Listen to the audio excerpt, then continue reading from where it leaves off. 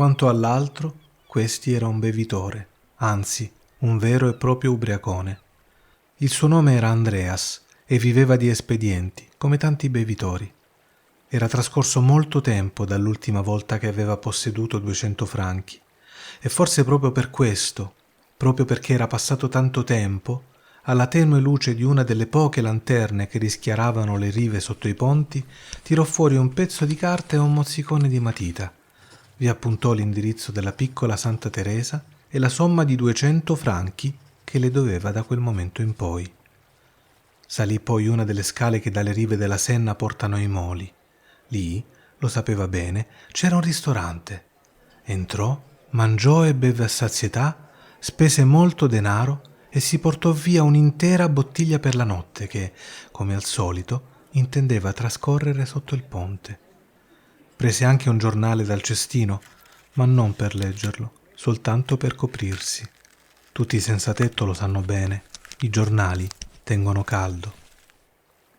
La mattina dopo Andreas si alzò prima del normale perché aveva riposato davvero bene. Dopo averci pensato un po', si ricordò del miracolo vissuto il giorno prima, un miracolo vero. Inoltre aveva dormito particolarmente bene quella notte calda, coperto solo da un giornale, come non gli accadeva da molto tempo. Decise quindi persino di lavarsi.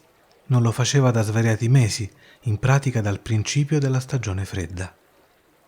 Prima di togliersi i vestiti, infilò di nuovo la mano nella tasca interna sinistra del cappotto dove, secondo i suoi ricordi, dovevano trovarsi i resti tangibili del miracolo.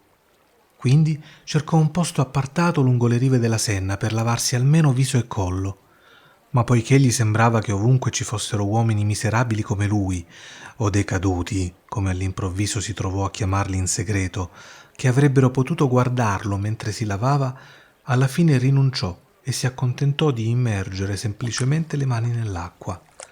Poi si rimise il cappotto, tastò di nuovo il contenuto della tasca interna e si sentì completamente purificato e trasformato.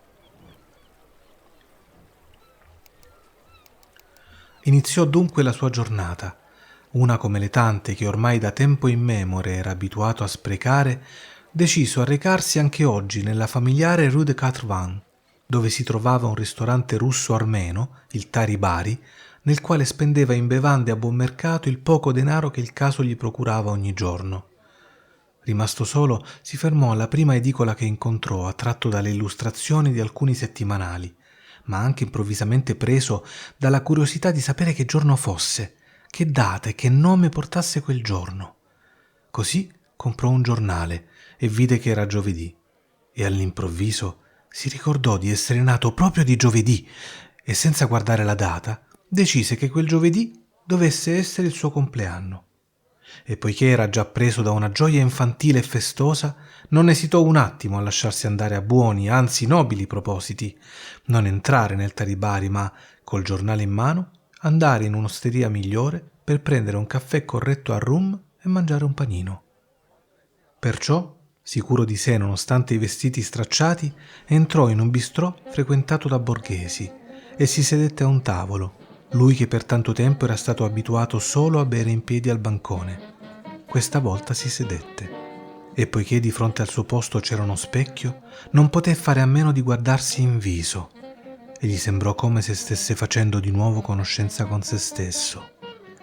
Ma poi si spaventò e improvvisamente capì perché negli ultimi anni avesse avuto tanta paura degli specchi, perché non era bello vedere coi propri occhi il proprio decadimento e finché non dovevi guardarlo era quasi come se non avessi alcun volto o avessi ancora quello che risaliva a prima della caduta in disgrazia. E ora, come detto, fu particolarmente spaventato quando confrontò la sua fisionomia con quella degli uomini rispettabili che gli sedevano accanto. 8 giorni prima era stato rasato alla belle e meglio da uno dei suoi compagni di sventura, che di tanto in tanto era disposto a radere un fratello in cambio di un piccolo compenso. Ma ora, dopo aver iniziato una nuova vita, era giunto il momento di radersi davvero, finalmente. Decise quindi di recarsi in un vero salone prima di ordinare qualunque cosa, e detto fatto, andò dal barbiere.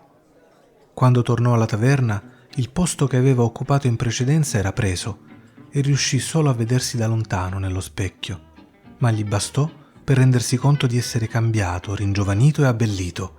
Sì, era come se dal suo viso emanasse una radiosità che rendeva insignificanti i suoi vestiti logori, la camicia visibilmente consumata e la cravatta a righe rosse e bianche avvolta intorno al colletto col bordo strappato. Così si sedette il nostro Andreas e, consapevole del suo rinnovamento, ordinò un caffè corretto al rum, con quella voce sicura che un tempo aveva posseduto e che ora sembrava tornata da lui come una vecchia cara amica. Il caffè gli fu portato, come gli parve di notare, con tutto il rispetto dovuto, quello che di solito i camerieri mostrano solo agli ospiti degni di riguardo.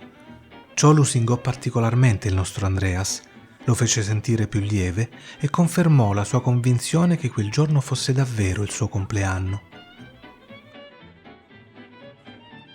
A quel punto, un signore accomodato da solo vicino al senzatetto e che se lo guardava da un po', si voltò e disse: «Vuol guadagnare dei soldi? Potrebbe lavorare per me. Mi trasferisco domani. Potrebbe aiutare mia moglie e i traslocatori. Mi pare che lei sia abbastanza forte. Le andrebbe?» «Certamente, volentieri», rispose Andreas. «E quanto vorrebbe?» chiese il signore. «Per 2 giorni di lavoro, domani e dopodomani. Perché ho un appartamento piuttosto grande, sa? Sto per traslocare in uno ancora più grande e ho anche un sacco di mobili. E per quanto mi riguarda, sono molto impegnato col mio business». «Sono a sua disposizione», disse il senzatetto. «Beve qualcosa?» chiese l'uomo e ordinò 2 Pernod e brindarono il signore e Andreas e si accordarono anche sul prezzo: 200 franchi.